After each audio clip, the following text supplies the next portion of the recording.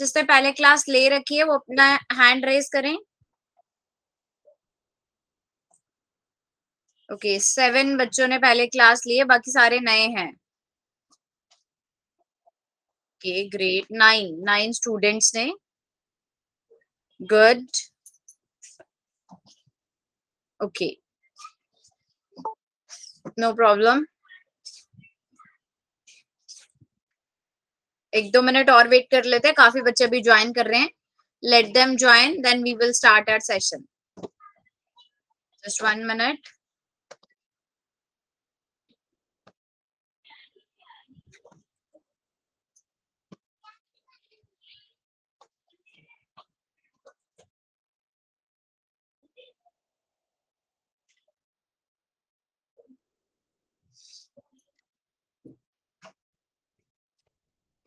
Okay. So कम है strength आज, only 19 students are there. Why so? सुबह उठा नहीं जाता होगा ना, है ना?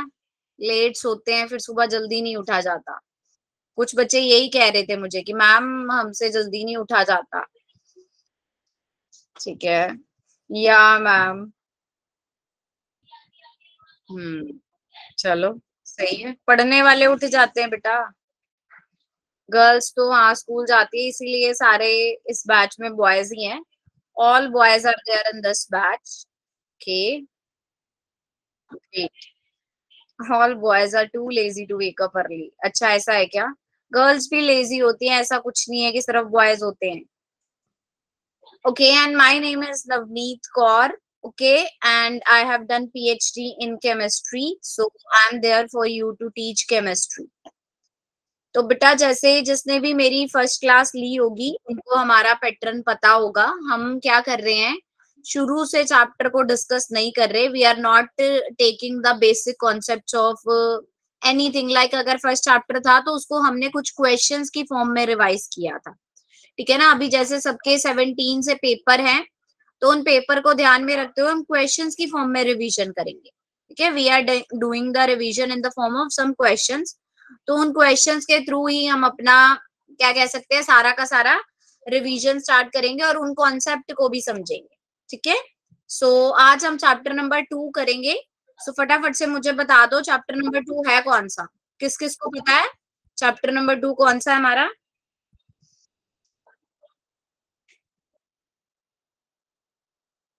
Atom, structure of atom, atomic structure, structure of atom, बिल्कुल सही, बहुत सही बताया सबने। It's structure of atom. Very good everyone, great बेटा।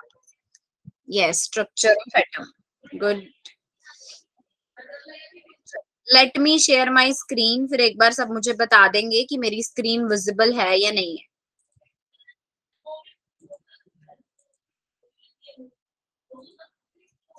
Tell me, is my screen visible?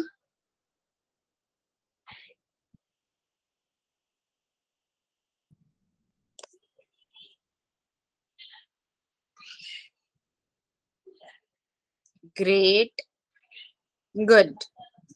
चलो तो बेटा let's start with the chapter number 2, that is atomic structure. तो जैसे कि चैप्टर का नेम है एटॉमिक स्ट्रक्चर, यानी कि स्ट्रक्चर ऑफ एटम। एटम का स्ट्रक्चर कैसा होगा, तो हम सबको पता है एटम स्फेरिकल शेप में होता है, जिसमें एक न्यूक्लियस होता है। एटम के अंदर क्या होता है, न्यूक्लियस, यानी कि इसको हम क्या बोलते हैं, न्यूक्लियस। और न्यूक्लियस में हमारे पास प्रोटॉन और न्यूट्रॉन होते हैं। inside the nucleus there are proton and neutron, or outside the nucleus electrons are revolving around the nucleus. तो इलेक्ट्रॉन्स बेटा होते हैं नेगेटिव चार्ज कैरी करते हैं, electrons are of negative charge. Proton के पास होता है पॉजिटिव चार्ज, और न्यूट्रॉन होते हैं नो चार्ज, इनके पास कोई चार्ज नहीं होता, they are neutral in nature. So ये एटम का स्ट्रक्चर है, स्फेरिकल शेप है, न्यूक्लियस है, न्यूक्लियस में प्रोटॉन और न्यूट्रॉन है, और न्यूक्लियस के आसपास इलेक्ट्रॉन है। उसके अलावा हमें क्या चीज ध्यान में रखनी होती है कि बेटा अगर हमारे किसी भी एटम की हम बात करें, उसमें जितने नंबर ऑफ इलेक्ट्रॉन है that must be equal to number of proton. जितने नेगेटिव चार्जेस है उतने ही पॉजिटिव चार्जेस होने चाहिए ताकि ओवरऑल स्टेबिलिटी बनी रहे।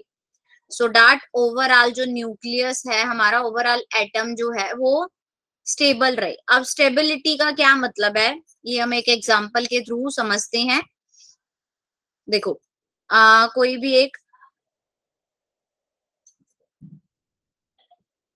बेटा ऐसे नहीं, हम पीछे नहीं जा सकते श्रांत, हम मोल कॉन्सेप्ट हो चुका है आपको। पहले हम जो चैप्टर कर रहे हैं ना हम उसी के ऊपर जाएंगे, हम ऐसे बैक नहीं जा सकते। एक बच्चे के लिए हम पूरी क्लास को पीछे नहीं करेंगे, ठीक है। आपको रिकॉर्डिंग मिल जाएगी, उसमें मोल कॉन्सेप्ट के क्वेश्चन करवाए थे। आपका अगर क्लास मिस हो गया तो आप रिकॉर्डिंग से चेक कर सकते हो। ऑल्दो अगर एक बार ही हमारे चारों चैप्टर हो जाएंगे, जैसे एक एक दिन हम एक ही चैप्टर लेते हैं, तो फिर हमारे पास टाइम बचेगा तो हम दोबारा आपके लिए फर्स्ट चैप्टर पे आ जाएंगे, then we will do mole concept, ठीक है। मेड अप क्वार्क्स, केशव क्या पूछ रहे हो बेटा? ठीक है, so in this way we only study. Recordings आपको कल या आज या कल में मिलनी स्टार्ट हो जाएंगी, ठीक है। You will get the recordings with in 1 to 2 days। हाँ, प्रोटॉन न्यूट्रॉन, ठीक है। एक चीज देखो, न्यूट्रॉन की हमें स्टेबिलिटी का ध्यान क्यों रखना है। कोई भी एक एग्जांपल, जैसे राहुल का एग्जांपल लेते हैं हम। सो क्या हुआ, मैंने राहुल से 100 रुपीज लिए और मैंने उसको 70 रुपीज वापिस कर दिए, तो वो सारी क्लास में बताएगा पता है मैम मेरे 30 रुपीज मैम ने वापिस ही नहीं किए, मैम मेरे 30 रुपीज खा गए, रहेगा। यस राहुल, ठीक है ना। मैम ने मेरे 30 रुपीज ले लिए, उन्होंने मुझे वापस नहीं किए, मैंने 100 दिए थे और मैम ने मेरे को सिर्फ 70 दिए। तो यहाँ पे हमारे बीच का जो हिसाब था वो सही नहीं रहा, it is not neutral. But अगर हम बात करें कि मैंने 100 रुपीज लिए उससे और मैंने 100 ही वापस कर दिए, तो यहाँ पे दिस इज ओवरऑल न्यूट्रल। मेरा बैलेंस 0 बचा, 100 लिए थे, 100 वापस कर दिए, तो दिस इज कॉल्ड स्टेबिलिटी। ऐसे ही बेटा एटम की स्टेबिलिटी कब आती है, जब एटम में जितने नंबर ऑफ इलेक्ट्रॉन हो उतने ही नंबर ऑफ प्रोटॉन हो, तो ओवरऑल जो एटम है वो स्टेबल रहे, that is generally called as stability of an atom. तो एटॉमिक स्ट्रक्चर में हमारे पास बहुत सारी चीजें हैं स्टडी करने को, इलेक्ट्रॉनिक कॉन्फ़िगरेशन पढ़ेंगे हम, क्वांटम नंबर स्टडी करेंगे, so many things we will study in atomic structure. तो let's discuss it through some of the questions, ठीक है। क्वेश्चंस के थ्रू हम पढ़ते हैं। सबसे पहला क्वेश्चन है हमारा, orbital which is not possible, 2p 3d 3s और 3f। I am raising a पोल, सब बच्चे पोल के थ्रू इसका आंसर करेंगे, ठीक है। पोल के थ्रू इसका आंसर करना है सबने।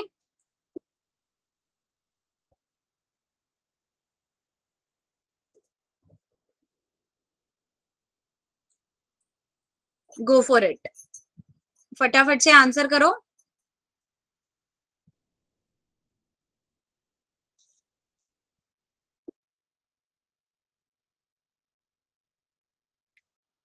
अरे 18 vote, 20 votes out of 45 students, only 20 votes. 21 फटाफट से जिता दो, किसको जिताना है हमने, ए को, बी को, सी को या डी को। 23 वोट्स, 23 वोट्स में से 21 वोट के साथ जीत रहा है हमारा D option. Very good, everyone is voting for D option. एक बच्चे ने ए को भी वोट किया है, ठीक है। ग्रेट, 30 वोट्स हमें आ चुकी हैं, जिसमें से 25 votes, maximum votes would be given to option number D, जो कि बिल्कुल सही है। इस क्वेश्चन का करेक्ट आंसर हमारे पास ऑप्शन डी रहेगा, ठीक है। अब हम देखते हैं कि ऑप्शन डी को कैसे हमें ध्यान में रखना है। देखो बेटा, इसका एक शॉर्टकट टेक्निक बताती हूँ मैं। यू विल राइट 1 2 3 4, उसको आप कैसे लिख सकते हो, SP DF, यानी कि SPDF को आपने अगर 1 लिखा, S की जगह मैंने क्या लिखा 1, so it means it start from 1s और 1s से आगे जितने मर्जी पॉसिबल होंगे।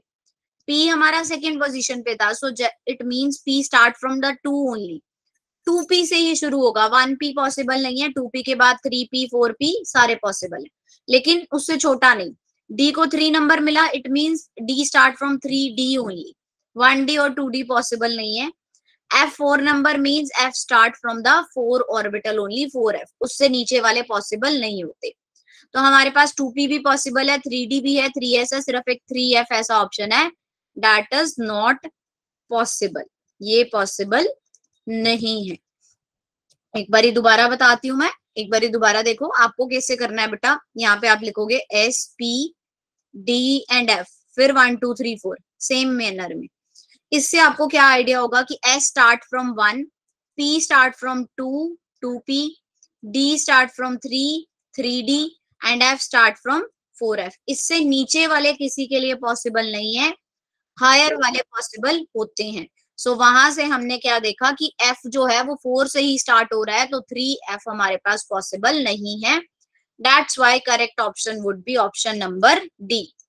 क्लियर हुआ सबको? Clear, very good Ishrant, nice name Ishrant Singh. और बच्चे भी मेरे को बताओ बेटा, इज इट क्लियर? जिसको नहीं क्लियर हुआ वो पूछ ले मुझसे। ग्रेट ग्रेट, ऑल क्लियर, चलो सही है, good. Okay, let's move to next session बेटा, not next session, next question, sorry. Next question आता है हमारे पास, the magnetic quantum number of an atom is related to the size of orbital, spin angular momentum, orbital angular momentum और orientation of the orbital in space. इसके लिए मैं एक नया पोल रेज करती हूँ, उसमें सब बच्चे आंसर करेंगे, ठीक है? फिर हम इसको डिस्कस करेंगे पूरा डिटेल में, क्वांटम नंबर आपको सारे समझाए जाएंगे। बट लेट्स एक बार ही देखते हैं कितने बच्चों को आइडिया है इस क्वेश्चन का। Yes, go for it. Brain में स्टोर हो गया, वेरी गुड आयुष, वही होना चाहिए बेटा। डाइसी वोट्स कर रहे हैं सारे बच्चे, अभी तक 10 वोट्स आई हैं, उसमें रिजल्ट निकालना बड़ा मुश्किल है। फटाफट से वोट करो बेटा, you are so many students here, only less number of votes are there. 15 votes out of 48 student, 50 की स्ट्रेंथ पे हम पहुंच गए हैं, और सिर्फ 15 बच्चे बाकी सो रहे हैं मेरी क्लास में। अरे मैं तो खुद बड़ी मुश्किल उठती हूँ, तो सोया मत करो क्लास में। 20 वोट्स आई हैं सिर्फ, 24 वोट्स, बहुत कम वोट से अगर कोई जीतेगा भी तो बहुत कम वोट्स के डिफरेंस से जीत रहा है हमारा विनर जो है। देखते हैं, 1 मिनट और है वोट करने के लिए, फटाफट से वोट करो। अच्छा, अभी डबल डबल से जीत रहा है भाई हमारा विनर, तो डबल से जीत रहा है। Very good, 29 votes are there, 40 votes चाहिए मेरे को, 50 स्टूडेंट्स में से एटलीस्ट 40 तो पार्टिसिपेट करो। ओनली 29 वोट्स, वेरी बैड, बाकी के बच्चे सो रहे हैं लगता है। ऐसा है क्या, सो रहे हो सारे? भाई जाग जाओ। Yes, wake up everyone. ठीक है, 30 वोट्स हैं बेटा, 30 वोट्स के according 17 vote goes to option number D. तो काफी बच्चों ने मेजॉरिटी में ऑप्शन डी को जिताया है, so absolutely correct, option D is the right answer. ठीक है, तो हमारा राइट आंसर क्या रहेगा, ऑप्शन नंबर डी। तो अब हम यही स्टडी करेंगे कि ऑप्शन डी कैसे आया। तो उससे पहले यहाँ पे क्वांटम नंबर मेंशन है, तो सबसे पहले तो हम क्वांटम नंबर को ही डिस्कस करेंगे। अच्छा, कितनी तरह के क्वांटम नंबर होते हैं चार्ट में बता दो फटाफट से, how many quantum numbers are there? Very good, Ishran, Aryan, Rishabh, Harsh. अच्छा, एक बच्चे का नाम ही इट्स मी है, अरे इन्फो लेबोरेटरी ने 44 कर दिया, एक्स्ट्रा लिख दिया, 2 बारी 4 लग गया। Absolutely correct, it is 4। Very good बेटा, हमारे पास 4 क्वांटम नंबर्स होते हैं। नाउ लेट्स डिस्कस कि वो 4 क्वांटम नंबर कौन कौन से होते हैं। Very first one is principal quantum number. पहला जो आता है प्रिंसिपल क्वांटम नंबर होता है, जिसको हम एन से डिफाइन करते हैं। सेकंड होता है हमारे पास एजीमुथल क्वांटम नंबर, जिसको हम एल से डिफाइन करते हैं। थर्ड आता है बेटा हमारे पास मैग्नेटिक क्वांटम नंबर, जिसको हम m से डिफाइन करते हैं। फोर्थ आता है हमारे पास स्पिन क्वांटम नंबर, जिसको हम s से डिफाइन करते हैं। प्रिंसिपल क्वांटम नंबर हमें क्या बताता है कि किसी ऑर्बिटल का साइज क्या होगा। एजीमुथल क्वांटम नंबर हमें क्या बताता है कि किसी ऑर्बिटल का एंगुलर मोमेंटम क्या होगा। This tell us about the angular momentum. Magnetic quantum number हमें बताता है ओरिएंटेशन कैसी होगी। यहाँ पे ओरिएंटेशन आएगा। Magnetic quantum number is atom of an atom is related to the orientation of the orbital in space. That's why option C हम correct D correct किया था। स्पिन वाला बेटा हमें स्पिन एंगुलर मोमेंटम के बारे में बताएगा। अब हम इसको एक एग्जांपल के थ्रू मैं आपको बताती हूँ कि जैसे आपके पास कोई ऑर्बिटल है बेटा, लेट अस सपोज कि मैंने क्या लिखा, कोई 5p लिख दिया। तो ये जो किसी भी ऑर्बिटल के पहले जैसे sp-df के पहले जो वर्ड लिखा होता है वो होती है उसकी प्रिंसिपल वैल्यू, यानी कि n वैल्यू उसकी 5 होगी। l वैल्यू हम कैसे निकालते हैं, l वैल्यू के लिए आपको ये टेबल लर्न रखना है। 0 1 2 3 4, 0 के नीचे s होता है, p d f, ठीक है। तो p की वैल्यू बेटा l के लिए हमेशा 1 होती है। यहाँ पे l वैल्यू इसकी 1 होगी। m वैल्यू आप कैसे निकालते हो, -l2 + l, यानी कि -1 0 + 1 इसकी m वैल्यू होगी जो इसकी ओरिएंटेशन बता रही है। और स्पिन वैल्यू हमेशा दो तरह की रहती है, या तो +1/2 या -1/2। अब हम इसको एक कॉमन एग्जांपल के थ्रू समझते हैं। लेट्स टेक अ रैंडम बच्चे की बात करते हैं, उसके थ्रू हम समझेंगे। पहले हमने राहुल लिया था, अब हम सचिन ले लेते हैं, ठीक है। सचिन की बात करते हैं। देखो अब हमारे पास, मैंने सचिन से पूछा कि you are from which class. उसने क्या बोला कि मैम मैं 11th क्लास का हूँ। तो उसने मुझे अपनी आइडेंटिटी बता दी, यानी कि उसने मुझे बता दिया कि जैसे यहाँ पे 5p था, उसको क्या बोला कि कौन से शेल से बिलोंग करता है, 5th शेल से। ऐसे ही उसने मुझे क्या बता दिया, मैं अपनी क्लास 11th में हूँ, यानी कि उसकी n वैल्यू उसने मुझे बता दी। अब मैंने क्या बोला कि जैसे बेटा अगर मैं बोलूं 5 ऑर्बिट 5th शेल में है, तो मेरे पास 4 ऑप्शन होते हैं। 5th में s होगा, p होगा, d होगा या f होगा, तुम किस में हो। ऐसे ही मैंने क्या पूछा कि भाई मेरे पास तो 4 ग्रुप है, a b c d, तुम किस ग्रुप में हो। तो उसने बोला कि मैम मैं फर्स्ट वाले ग्रुप में, यानी कि मैं एस में हूँ। तो उसने बोला मैं ए ग्रुप में हूँ। तो ये उसने मुझे अपनी एल वैल्यू डिफाइन कर दी कि मैं उसके बाद इस शेल से इस सब शेल में रिलेटेड हूँ, यानी कि मेरी क्लास वो थी, ग्रुप मेरा वो हो गया। अब मैंने एक और क्वेश्चन पूछ लिया कि भी मेरी इसी सेशन में तो 4 क्लासेस लगती हैं, एक सुबह 9 बजे लगती है, एक शाम को 4 बजे, एक हमारी 9 बजे लगती है और एक 10 बजे लगती है रात को। तुम कौन से ग्रुप में हो।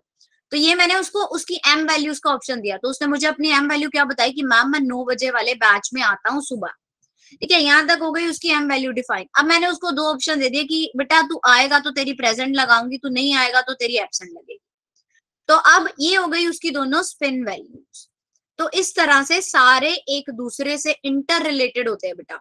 जैसे अगर 6s की बात करें, 6s 2 है मान लो, तो 6 क्या हो जाएगा, उसका n 6 हो जाएगा। फिर आप उसके साथ वाला नंबर देखोगे, ये साथ वाला, कि उसका ऑर्बिटल तो 6 था, 6th ऑर्बिटल में था, लेकिन उसकी सबशेल कौन सी है, s है। तो s के लिए l वैल्यू क्या हो गई, 0 हो गई। और m वैल्यू मैंने क्या बताई, वो -l2 + l जाएगी, यानी कि वो टाइमिंग।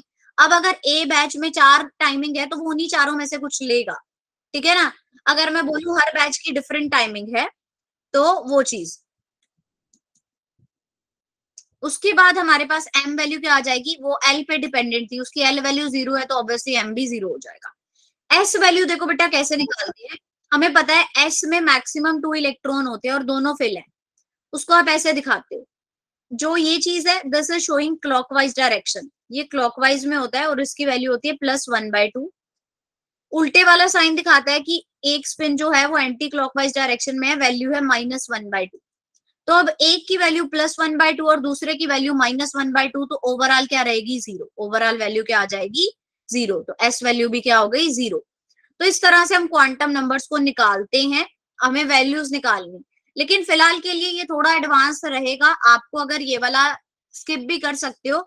मेन चीज बेटा आपको क्या ध्यान में रखनी है, ये वैल्यू आपको principal quantum number, azimuthal quantum number, magnetic quantum number और स्पिन क्वांटम नंबर के रोल पता होने चाहिए। एन वैल्यू हमें किसी ऑर्बिटल का साइज बताती है, एल वैल्यू हमें उसका एंगुलर मोमेंटम बताती है, एम वैल्यू हमें उसकी ओरिएंटेशन के बारे में बताती है कि वो किस ओरिएंटेशन में मूव करेगा, और एस वैल्यू हमें उसका स्पिन बताती है कि वो क्लॉकवाइज है या एंटी क्लॉकवाइज है, किस तरह से उसकी स्पिन वैल्यू रहेगी. So these 4 thing you have to keep in mind. इसको बहुत अच्छे से हमें ध्यान में रखना है. क्वांटम नंबर पे फिलहाल के लिए इसी तरह के क्वेश्चन आते हैं जो मैंने अभी पूछा. क्वेश्चन क्या था हमारा कि जो मैग्नेटिक क्वांटम नंबर है एटम का वो किससे रिलेटेड है. ऑप्शन था साइज, तो आपको पता है नहीं, साइज का मतलब तो एन वैल्यू होती है. यहाँ पे स्पिन वर्ड है तो एस वैल्यू आएगी. एंगुलर मोमेंटम ऑर्बिटल का तो एल वैल्यू आएगी. ओरिएंटेशन है तो या it is magnetic quantum number. तो हमारा करेक्ट आंसर क्या हो गया, ऑप्शन नंबर डी. सो अभी हम चार्ट पे वापस आते हैं. तो मुझे बताओ किसी को कोई प्रॉब्लम. मैम मैग्नेटिक क्वांटम में जिमन इफेक्ट भी तो होता है. या डैट जिमन इफेक्ट आप ज्यादा फिजिक्स में पढ़ोगे. इधर आपको मैग्नेटिक क्वांटम नंबर को जिमन से रिलेट करने की जरूरत नहीं है. ठीक है, for this you just have to यही चीज को एन रिप्रेजेंट एनर्जी आल्सो. बेटा साइज और एनर्जी ऑर्बिटल सेम ही तरह से आएगा. ठीक है, एक और एग्जांपल. आयुष को एक और एग्जांपल चाहिए. ठीक है, कर लेते हैं एक और एग्जांपल भी. ओरिएंटेशन वाला बेटा एम है. इट्स मी का नाम क्या है वैसे, 3D का बताना. चलो केशव का एक एग्जांपल हम ले लेते हैं 3D वाला. Let's see. यहाँ पे हम करते हैं बेटा, लेट अस सपोज मैंने ले लिया 3D4. 3D4 में एन वैल्यू क्या होगी ये अब मुझे खुद बच्चे बताएंगे. एन वैल्यू क्या होगी बेटा 3D4 के लिए. What would be the n value. Shubham okay 3 बिल्कुल सही है. एन वैल्यू हमारे पास क्या आ जाएगी 3.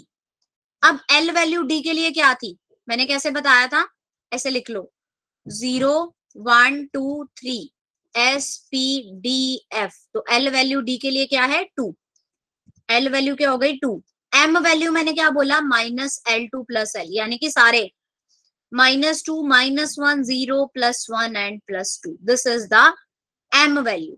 अब D4 मेंशन है तो S वैल्यू कैसे निकालोगे. हमें पता है मैक्सिमम इलेक्ट्रॉन D में 10 होते हैं, जो कि 5 बॉक्सेस में हम करते हैं. एक बॉक्स में 2 इलेक्ट्रॉन आते हैं, लेकिन जब तक पेयरिंग नहीं होती, जब तक हमारे पास 6 नहीं आते, तब तक सिंगल सिंगल रहेगा. अब ऐसे वाले की मैंने वैल्यू कितनी बताई थी +1/2.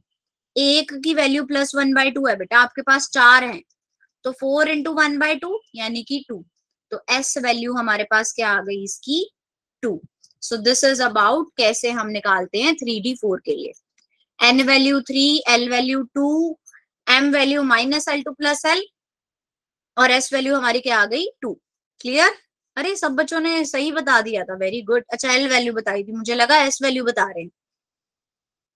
अभी क्लियर हुआ सबको. यस एब्सोल्युटली करेक्ट राजा. हंट्स रूल, जब तक कि सारे सिंगली पेयर्ड नहीं हो जाते तब तक उनको हम डबल पेयर नहीं करेंगे. ओरिएंटेशन होता है बेटा, सैफ ने पूछा व्हाट इज ओरिएंटेशन. ओरिएंटेशन होता है कि उसकी मूवमेंट कैसे रहेगी, जैसे वो किस मूवमेंट में घूमेगा. अगर ओरिएंटेशन की बात करें तो जैसे मैंने बोला कि इलेक्ट्रॉन जो है वो इस तरह से रोटेट कर रहे हैं. ठीक है, कुछ की रोटेशन ऐसे है, कुछ किसी और डायरेक्शन में रोटेट करेंगे. उनकी ओरिएंटेशन किस तरह की है, रोटेशन पावर कैसी है, that is generally depend on the magnetic quantum number. Okay, S में वो कैसे घूमेंगे, पी में कैसे घूमेंगे, that thing. Clear clear clear, सबको क्लियर है. ऑल क्लियर तो नहीं हो रहा, ऊपर से तो नहीं जा रहा. यस वेव फंक्शन नहीं, वेव फंक्शन को अभी छोड़ भी सकते हो. Wave function is not that much important. ठीक है चलो नेक्स्ट क्वेश्चन पे चलते हैं बेटा. अब हम let's move to question number 3. Question number 3 में हमें इलेक्ट्रॉनिक कॉन्फ़िगरेशन निकालनी है. तो सबसे पहले तो इलेक्ट्रॉनिक कॉन्फ़िगरेशन होता क्या है वो बताओ. What do you mean by electronic configuration.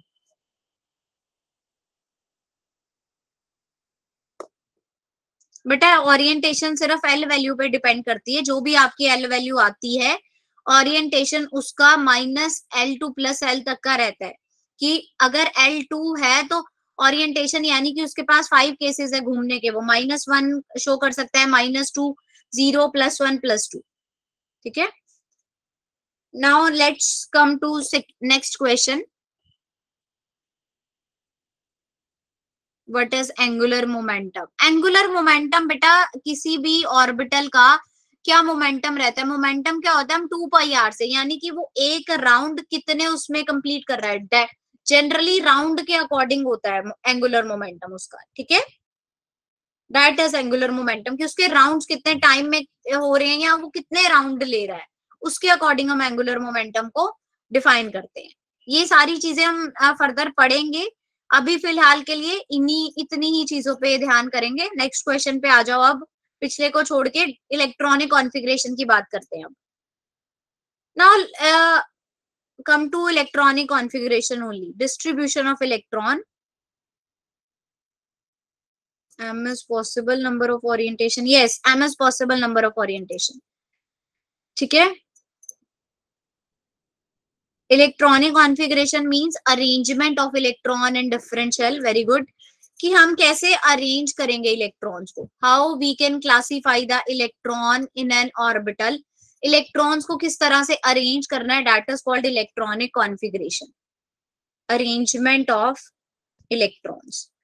Electrons की अरेंजमेंट के लिए हमें एक प्रिंसिपल हमने पढ़ा है, कोई बच्चा बता सकता है क्या है वो principle? What is that principle जो हमने? Very good Raja, absolutely correct, it is aufbau principle. Anand correct, absolutely correct, that is aufbau principle. Good, very good बेटा। तो अरेंजमेंट ऑफ इलेक्ट्रॉन के लिए नील्स बोर साइंटिस्ट था जिसने हमें अफबाउ प्रिंसिपल के बारे में बताया। अफबाउ प्रिंसिपल में क्या था, उन्होंने हमें शेल दी थी। जैसे ये है ना, हमें पता है अभी 11th में आने के लिए सारे बच्चे 1 to 10 क्लासेस ऑलरेडी पढ़ के आए। 10th पास करी तभी तो 11th में आए हो ना, बिना 10th पास किए 11th में नहीं आते, ऐसा है ना कि बिना 10th पास किए हम 11th में नहीं आ पाते। तो ये एक पैटर्न है बेटा। ऐसे ही अफबाउ ने हमें एक पैटर्न दिया था कि हम इलेक्ट्रॉन्स को कैसे फिल करेंगे, किस तरह से फिलिंग उनकी चलेगी। तो देखो क्या पैटर्न रहता है अफबाउ में। सबसे पहले इलेक्ट्रॉन फिल होते हैं 1s2 में, फिर 2s2, 2p6, 3s2, 3p6, 4s2, 3d10, 4s के बाद 3d की फिलिंग होती है, फिर 4p की, then 5s2, 4d10, 5p6, 6s2, 6s2 के बाद 4f आ जाता है, 4f14, 5d10, 6p6, 7s2 up to so on. इस तरह से इलेक्ट्रॉनिक कॉन्फ़िगरेशन जो है अफबाउ ने हमें मेंशन करी थी। ये आप लोगों को याद रखना है किसी भी कोस्ट पे। Very very important thing, you just have to remember it. ठीक है, इसको बहुत अच्छे से सबको याद होना चाहिए, तभी आप इलेक्ट्रॉनिक कॉन्फ़िगरेशन लिख सकते हो। अगर आपको पैटर्न याद नहीं होगा, you are not able to write any of the electronic configuration. तो ये पैटर्न आपको याद होना चाहिए कि 3D से पहले 4s की फिलिंग होती है, 4f जो है वो 6s के बाद होता है। इसका कोई वो नहीं है कि हाँ ऐसा ही क्यों हुआ, this is a general rule. ठीक है, ये जनरल रूल है। Ma'am your sound is not reach to me. अच्छा, मैं अपने घर पे हूँ ना, आप अपने घर पे हो तो शायद थोड़ा प्रॉब्लम हो रहा होगा। ऐसा सबके साथ है क्या? मेरी आवाज क्लियर है सबको? यस, एक बारी पहले मुझे ये बता दो, is my voice is audible to all? Clear, crystal clear? ठीक है बेटा, आपके नेटवर्क में प्रॉब्लम होगी, इसी वजह से आपको मेरी आवाज क्लियर नहीं आ रही। Although my voice is very clear. मेरे तो मोहल्ले वालों को भी पता होता है इसकी क्लास चल रही है, मैं इतना तेज बोलती हूँ। ठीक है भाई, ईयरफोन्स लगा ले। यस, चलो ठीक है, ये चीज आ गई बेटा। अब हम निकल की बात करते हैं। देखो निकल 3 पॉजिटिव के लिए आपको निकालना है, एटॉमिक नंबर भी आपको निकल का दे रखा है, तो पहले आप सीधा निकल 3 पॉजिटिव का नहीं लिखोगे। लेट्स राइट फर्स्ट निकल की ही इलेक्ट्रॉनिक कॉन्फ़िगरेशन हम लिखेंगे 28 के लिए। 28 के लिए बेटा कैसे फिल करेंगे? 1s2, 2s2, 2p6, 3s2, 3p6, 4s2, 3d8। Total आप कर सकते हो, दीज आर 28 इलेक्ट्रॉन। पैटर्न यही रखना है, पहले 4s फिर 3d को फिल करना है। अब उन्होंने हमें क्या बोला, निकल पे +3 का चार्ज है बेटा, जिस पे भी पॉजिटिव चार्ज होता है उसका मतलब क्या होता है कि उसने अपने 3 इलेक्ट्रॉन लूज किए हैं, यानी कि 28 - 3 25 इलेक्ट्रॉन, उसके पास कितने हैं 25 इलेक्ट्रॉन है। तो अब 25 इलेक्ट्रॉन के लिए आपको इस शेल में से 3 इलेक्ट्रॉन रिमूव करने हैं। We have to remove 3 electron from this corresponding electronic configuration. अब बच्चे कहाँ गलती करते हैं, सारे के सारे बच्चे क्या करेंगे कि मैम ठीक है 3 इलेक्ट्रॉन रिमूव करने थे, 4s2 तक ऐसा रखा, फिर इसको कर दिया 3d5 कि 3 इलेक्ट्रॉन हमने डी में से निकालिए 3d5 हो गया। This is not correct. हमें इलेक्ट्रॉन बेटा पहले उसमें से रिमूव करने होते हैं जिसकी n वैल्यू हाई होती है, ठीक है। Remove electron from that orbit whose n value is high, जिसकी n वैल्यू हाई होगी। अब n वैल्यू सबसे ज्यादा किसकी है, 4s की, तो पहले इलेक्ट्रॉन किस में से जाएंगे, 4s में से, यानी कि कॉन्फ़िगरेशन क्या आएगी 1s2 2s2 2p6 3s2 3p6 4s0, दोनों इलेक्ट्रॉन चले गए। अब एक d में से निकाल दो 3d7। This would be the final answer for निकल +3 इलेक्ट्रॉनिक कॉन्फ़िगरेशन। ये हमारा आंसर हो जाएगा। Is it clear to all? Chat पे वापस आते हैं, देखते हैं बच्चों के क्या रिएक्शन है। ओके, अब मुझे बताओ क्लियर? अरे इंटेलिजेंट क्लास है, फटाफट समझ जाते हैं। वेरी गुड बेटा, clear clear clear, great, good. हाँ बेटा 4s0 ही होगा इस केस में, 4s0 हो सकता है। S0 मतलब आप उसको नहीं भी लिखोगे तो भी चलेगा, बट दिखा सकते हो आप, ठीक है, क्योंकि हम कह रहे हैं ना कि 3D 4s के बाद आती है, तो 4s को आप 0 दिखाओगे तो ज्यादा बेटर रहेगा। चलो let's move to next question. चले नेक्स्ट क्वेश्चन पे, एक बार हैंड रेस करके बताओ फटाफट से कि नेक्स्ट क्वेश्चन पे जाने के लिए रेडी हैं सारे बच्चे? ठीक है, सिर्फ ये थोड़े से बच्चे रेडी हैं, बाकी सो रहे हैं, है ना। चलो, अगर नेगेटिव होता है तो बेटा हम प्लस करते हैं, ये चीज एक ध्यान में रखनी है। यहाँ पे निकल +3 चार्ज था तो आप माइनस करोगे। अगर बेटा मेरे पास निकल -3 चार्ज होता तो 28 में हम प्लस करते 3 इलेक्ट्रॉन, ठीक है। प्लस प्लस चार्ज कब आता है बेटा, जब कोई किसी को कुछ देता है।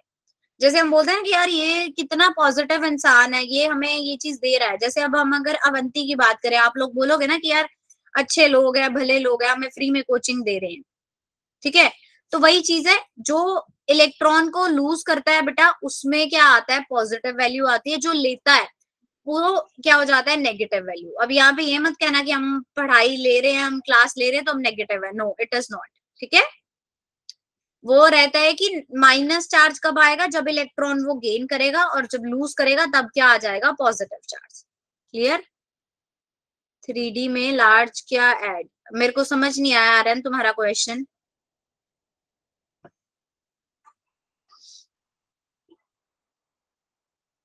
थ्री में, हाँ ऐड 3D में करोगे शायद, वो ये पूछना चाह रहे कि अगर निकल में 3 होता तो हम 3D10 ही लिखते। हाँ 3D10 4s1, पहले 3D को फिल करते फिर आप नेक्स्ट शेल पे जाते, ठीक है ना। 3D को फिल करके फिर नेक्स्ट वाले पे जाएंगे। क्लियर? चलो नेक्स्ट क्वेश्चन पे। नेक्स्ट क्वेश्चन रिवीजन क्वेश्चन है, देखते हैं कौन बच्चा कितने ध्यान से सुनता है मुझे। Right the name of quantum number which determine the orientation of orbital. कौन सा ऐसा क्वेश्चन है, कौन सा ऐसा क्वांटम नंबर है जो ओरिएंटेशन को रिस्पॉन्ड करता है? मैग्नेटिक, मैग्नेटिक, अरे वाह, सारे बच्चे ध्यान से सुनते हैं, मतलब सो नहीं रहा है कोई, सब सुन रहे हैं। Very good, it would be magnetic, absolutely correct. So इसका आंसर हमारे पास क्या है, मैग्नेटिक क्वांटम नंबर, ठीक है। चलो let's move to next question. ये इतना ही था इसमें। किसी को क्वांटम नंबर में कोई प्रॉब्लम तो नहीं है, एक बार ही बता दो। क्वांटम नंबर क्लियर है सबको? तो 3D में बेटा 10 होते हैं ना, ऑलरेडी है, तो 3D में तो 10 फिल करोगे तभी आगे जा पाओगे। जब तक एक ऑर्बिटल कंप्लीटली फिल नहीं हो जाता तब तक दूसरे पे जंप नहीं करना, ठीक है। दैट्स वाई पहले 3D में हम डालेंगे फिर उसके बाद करेंगे। 3D में जैसे ही 10 हो जाएंगे then you will move to 4s। 4s नहीं, सॉरी 4p। 4s तो 3D से पहले ही आ जाता है। चले नेक्स्ट क्वेश्चन पे। Okay good. अच्छा ये सारे बच्चे दिल्ली के हैं? You all are from Delhi? Yes everyone. अरे वाह great, good good good. No, एक बच्चे का नो आया, 2-3 बच्चों ने नो लिखा है। Then where are you from? It's me Bihar, Noida. अच्छा नो, जो नो लिख रहे हैं वो अपना बात वो भी बताएं।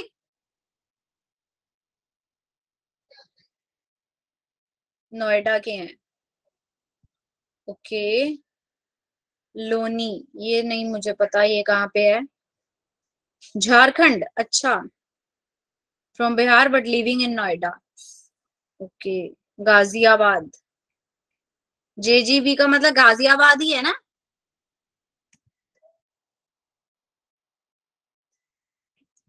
चलो नेक्स्ट क्वेश्चन पे आते हैं बेटा।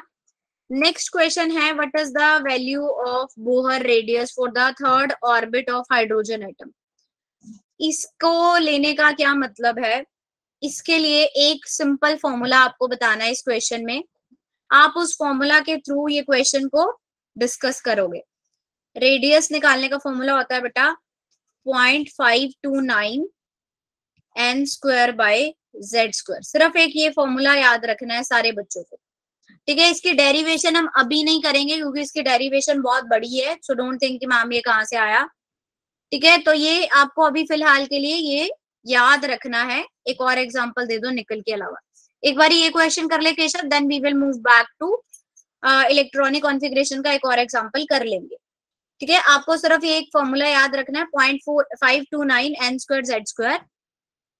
आर्मस्ट्रॉन्ग में ही रहती है यूनिट इसकी। तो n क्या है यहाँ पे बेटा? n will tell us the number of orbit. जैसे यहाँ पे आप क्वेश्चन में देखो आपको क्या बोला, थर्ड ऑर्बिट, तो n is equal to 3। z मतलब atomic number. Atomic number hydrogen का कितना होता है? 1। So just it is only 1। तो r की वैल्यू क्या आ जाएगी? 0.529 3 का स्क्वायर, यानी कि 0.529 इंटू 9, आई थिंक सो 4.761 ऐसा कुछ आंसर आ जाएगा। एमस्ट्रॉन्ग इसकी यूनिट रहेगी, ठीक है। आपको सिर्फ ये फॉर्मूला याद रखना है। Number of orbit Z atomic number, जो भी 4.77 भी आप इसको लिख सकते हो, एब्सोल्युटली करेक्ट है। मुझे टोटल कैलकुलेशन तो याद नहीं थी ना, मैंने की रफ आइडिया से लिख दिया, ठीक है। सिर्फ ये फॉर्मूला याद रखोगे बेटा तो आपको आंसर आ जाएगा। 0.529 की जगह 0.53 कर सकते हो। 1 एमस्ट्रॉन्ग, एमस्ट्रॉन्ग आएगा बेटा, पिकोमीटर नहीं, angstrom. 10 raise to the power -10, picometer में 12 हो जाता है। फिर एमस्ट्रॉन्ग को आप कैसे याद रखोगे? I am strong. I am strong means I am strong, ठीक है। Is it clear to all?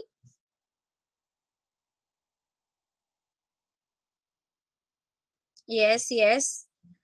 अच्छा अभी एक बच्चे का क्वेश्चन था कि इलेक्ट्रॉनिक कॉन्फ़िगरेशन का एक और एग्जांपल। तो लेट्स बैक, हम एग्जांपल लेते हैं बेटा जिंक का। लेटर सपोज मैंने लिख दिया जिंक 2 पॉजिटिव।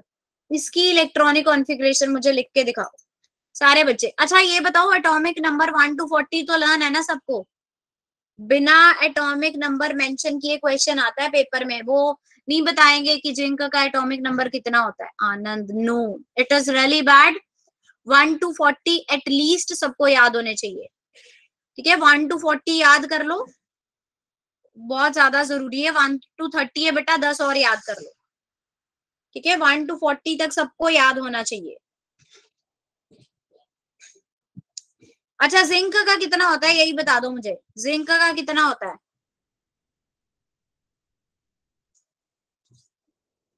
30। आयरन का होता है राजा 26। 29 बेटा कोबाल्ट का रहता है, 30 होता है जिंक का।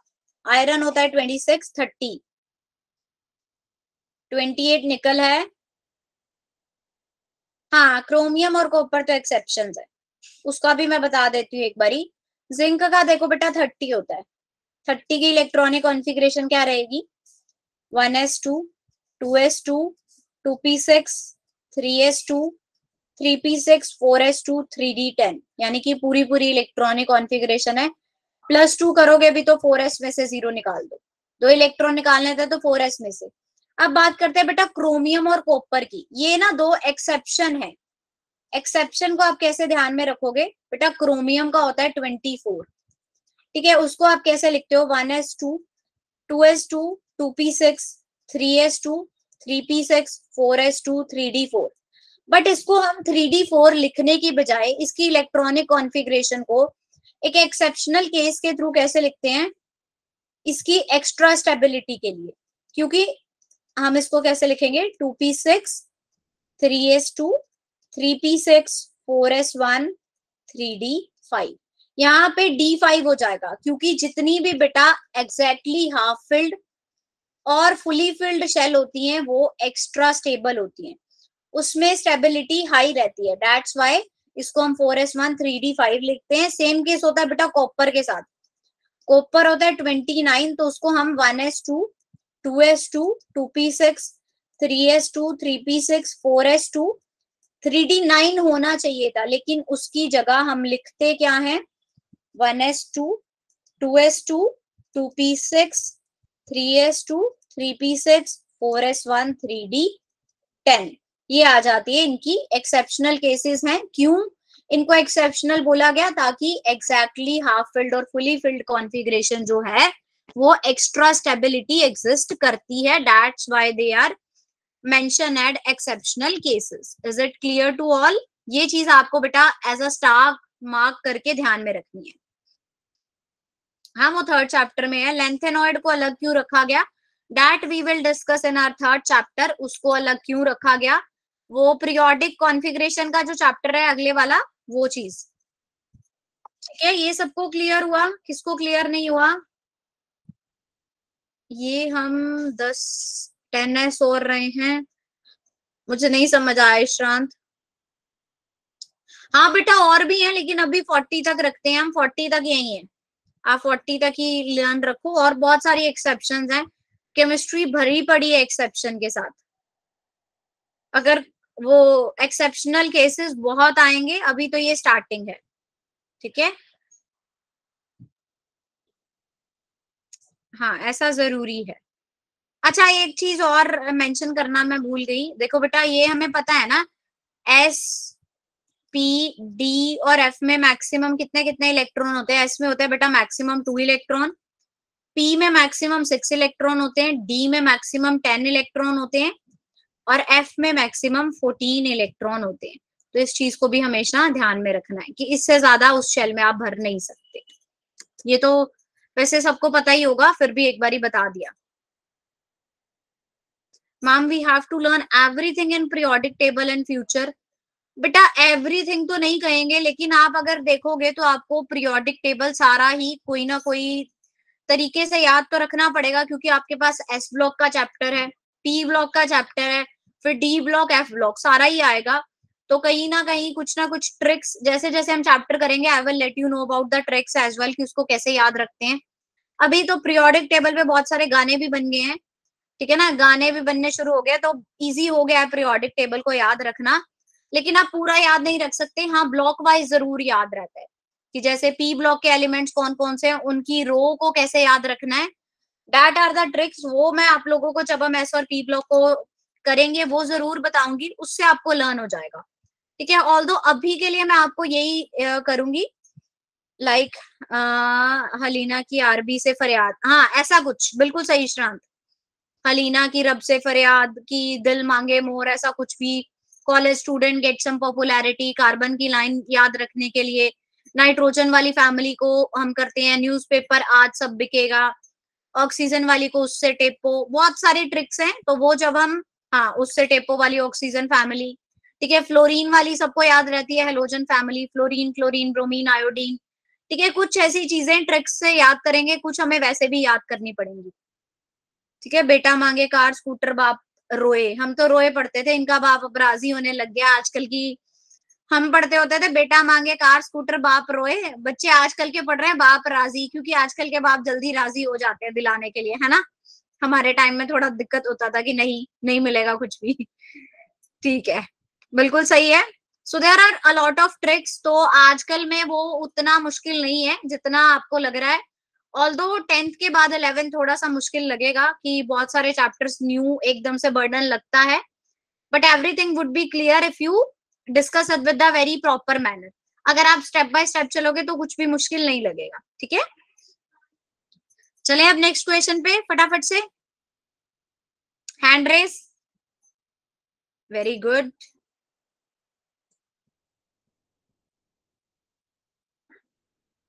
हाँ बिल्कुल राजा, बिल्कुल पढ़ेंगे फुल डिटेल्स में, सारे चैप्टर हम फुल डिटेल्स में पढ़ेंगे, कोई भी चैप्टर छोड़ेंगे नहीं, ठीक है।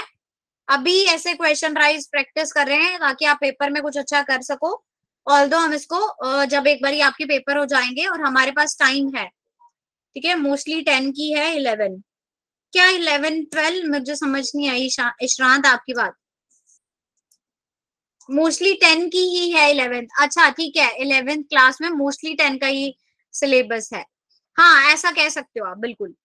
4 चैप्टर में से 70 नंबर का पेपर, अरे बड़े आराम से बनता है, मैं तो एक चैप्टर में से 70 नंबर का पेपर बना दूं, इतना कुछ है एक चैप्टर में पढ़ने के लिए, तो 4 चैप्टर तो बहुत ज्यादा बड़ी बात है मैम, बट वो एस ब्लॉक वाले चैप्टर डिलीटेड है। अच्छा ऐसा हो गया है क्या, ये तो मुझे नहीं पता था एस ब्लॉक का चैप्टर डिलीटेड है, ये तो राजा मेंशन कर दिया बच्चों ने पहले ही कि 17 से एग्जाम है, असाइनमेंट मिल जाएगा आपको।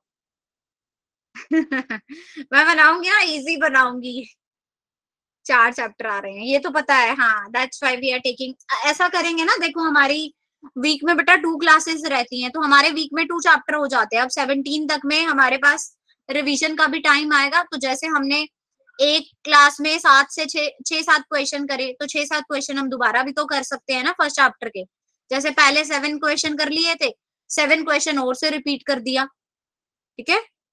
हाँ बेटा, जेई के लिए तो सारे टॉपिक्स को क्लियर करना पड़ेगा और बहुत अच्छे से। और एक बात और ध्यान में रखना बेटा, जब आप थ्योरी पढ़ रहे हो, चाहे वो जेई की तैयारी हो चाहे नीट की तैयारी हो, उसके लिए थ्योरी के लिए आपको कोई और बुक उठाने की जरूरत नहीं है, go for the NCERT only, चाहे वो नीट हो चाहे वो जेई हो, क्वेश्चन सिर्फ प्रैक्टिस करने की जरूरत होती है, एनसीईआरटी में से थ्योरी पढ़नी है सारी की सारी, थ्योरी के लिए कोई और बुक उठाने की जरूरत पड़ती ही नहीं है, जब जिसको एनसीईआरटी पूरी आती है ना वर्ड टू वर्ड, मैं कहती हूँ वो बच्चा नीट और जेई में बिल्कुल भी हो ही नहीं सकता कि उसका ना क्लियर हो। और क्या करना है, पिछले 25 या 30 साल के पेपर, ठीक है, ये सबसे बेस्ट पैटर्न है करने के लिए। एडवांस के लिए बेटा न्यूमेरिकल करो, बुक में देखो, अगर आप एनसीईआरटी के अलावा मॉडर्न की या कोई प्रदीप की बुक ट्राई देखते हो, तो उसमें बहुत सारी ऐसी चीजें होती हैं, hots question, high order thinking question, वो करो, ज्यादा से ज्यादा क्वेश्चन करने से ही आपका नीट और जेई क्लियर हो सकता है। थ्योरी एनसीईआरटी है, थ्योरी के अलावा कुछ भी एनसीईआरटी से बाहर नहीं है। एनसीईआरटी का तो एक एक क्वेश्चन, जैसे वो कुछ बच्चे होते हैं ना उनको पेज नंबर भी याद होता है, हमारी क्लास में ऐसे थे एक दो कि ये क्वेश्चन तो इस पेज पे है, उस तरह से पढ़ लो, एचसी वर्मा बहुत अच्छी बुक है, जरूर उसको फॉलो करो, ठीक है। हाउ आर यू इंजीनियर और doctor, I am a doctor, not like that, I have done PhD in chemistry, doctorate की डिग्री मैंने केमिस्ट्री में करी है, ठीक है। तो जितनी भी बुक्स, तो जितनी पढ़ोगे उतनी ही आपके लिए बेटर है, लेकिन सबसे मेन चीज क्या है, क्वेश्चन की प्रैक्टिस। अगर कोई बच्चा सिर्फ थ्योरी पढ़ के जा रहा है, तो ये मैं उसको गारंटीड कह सकती हूँ कि बेटा सिर्फ थ्योरी पढ़ने से कभी किसी का पेपर क्लियर नहीं हुआ, ठीक है, थ्योरी पढ़ने से कभी किसी का पेपर क्लियर नहीं होता। थ्योरी हमारे स्कूल एग्जाम्स के लिए होती है, नीट और जेई के लिए जब तक आप क्वेश्चन नहीं करोगे आपका नहीं क्लियर हो सकता। पिछले 30 साल के पेपर को सॉल्व करना बहुत जरूरी है, 20 साल तो मैंडेटरी है, 30 साल के कर लेते हो तो बहुत अच्छा है, ठीक है। पिछले 20 ईयर्स के पीवाईक्यू तो आने ही आने चाहिए, और जब आप पीवाईक्यू सॉल्व करोगे ना, यू विल सी कि कहीं ना कहीं पैटर्न सेम है, सिर्फ कहीं स्टेटमेंट चेंज हो जाती है क्वेश्चन की, ज्यादा मुश्किल नहीं है, ठीक है।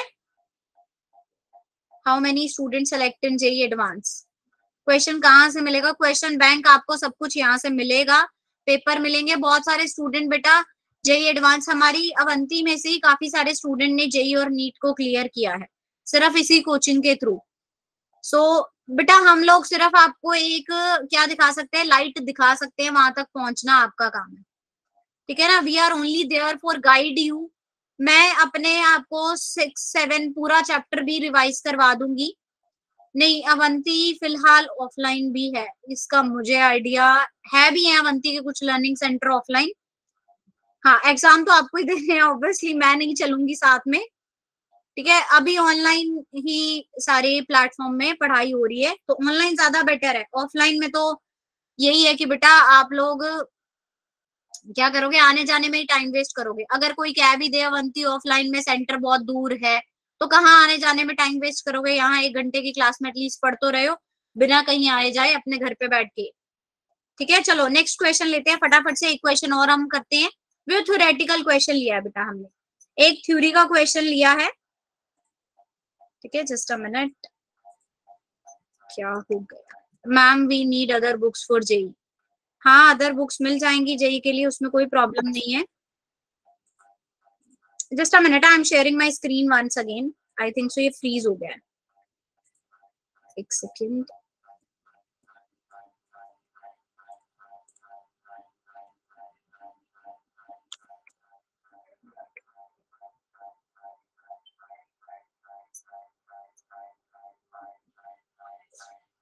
Just give me a moment.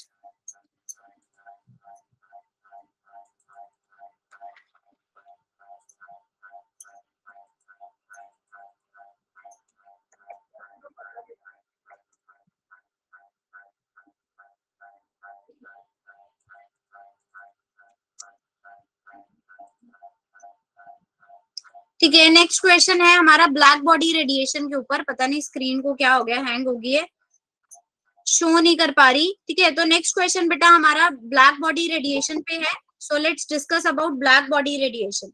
किसको पता है ब्लैक बॉडी रेडिएशन के बारे में? कौन बताएगा मुझे? Yes, who will tell me about black body radiation?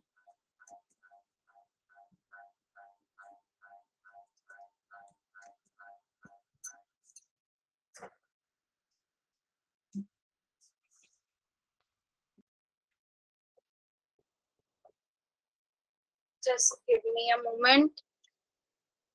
Yes. Am I audible ना?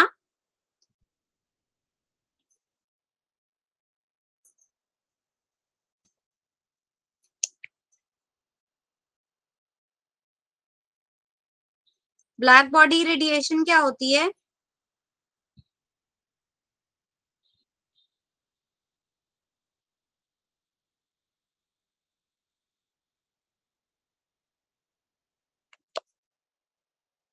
एक सेकंड दो बेटा, मेरे को थोड़ा सा ना हैंग हो रहा है। Let give me just 1 moment, एक बार ही वेट करना सारे बच्चे।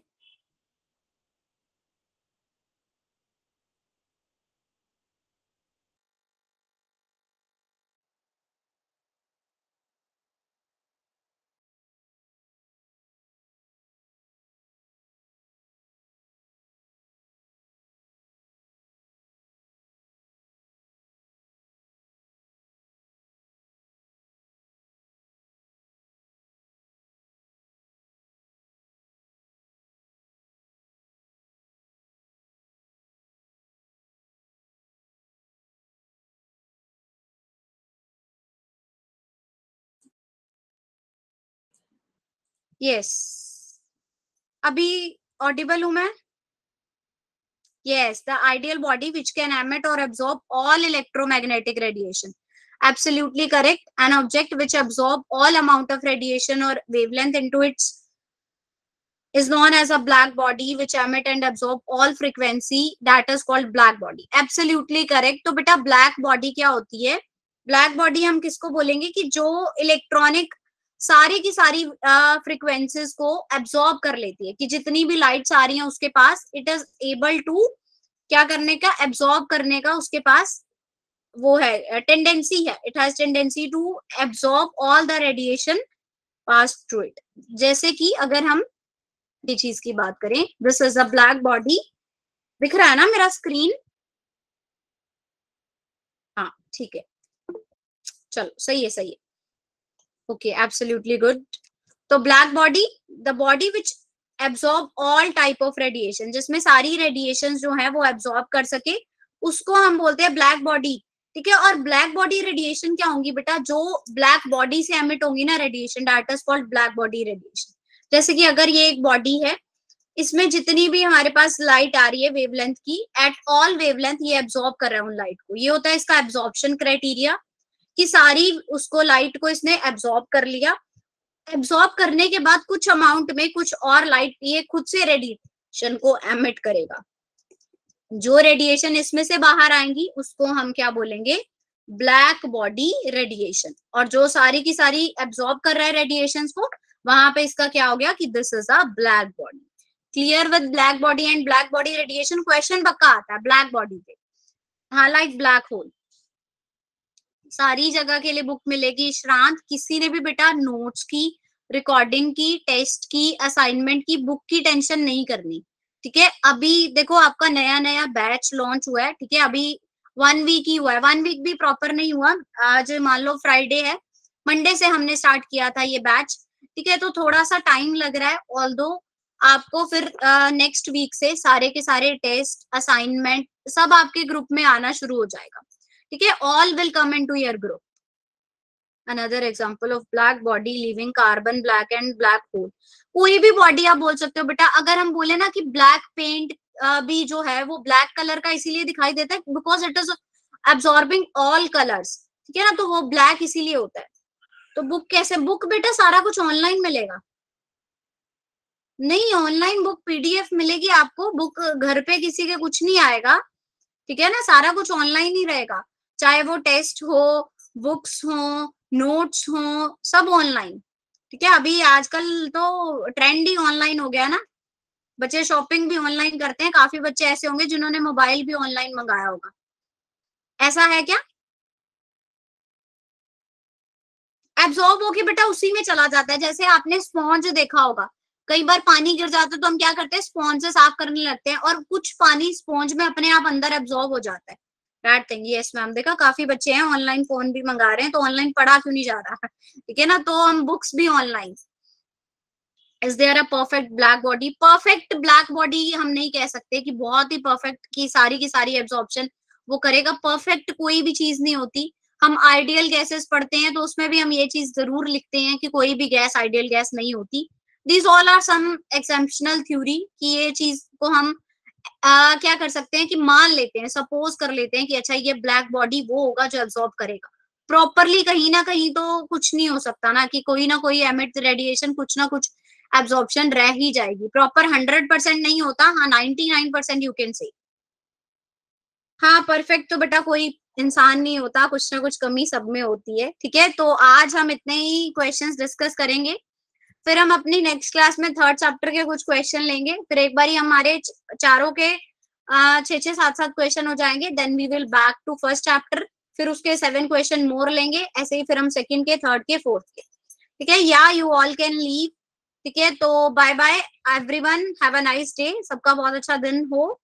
ठीक है, और अभी जिसको सोना है थोड़ी देर के लिए, फिर वो सो भी जाए। You too have a good day.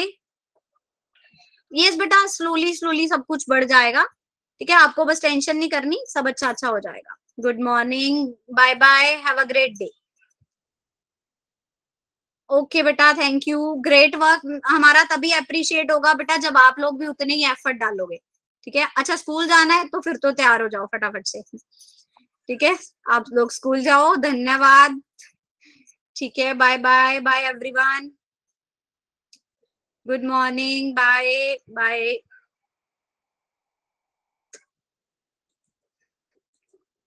Good bye, मिलते हैं नेक्स्ट। बेटा क्लासेस ज्वाइन करा करो टाइम टू टाइम ही। ठीक है, और अपने बैचेस में ही, क्लास में एब्सेंट मत हुआ करो, नहीं तो सारा कॉन्सेप्ट रह जाता है। ठीक है, चलो बाय बाय एवरीवन।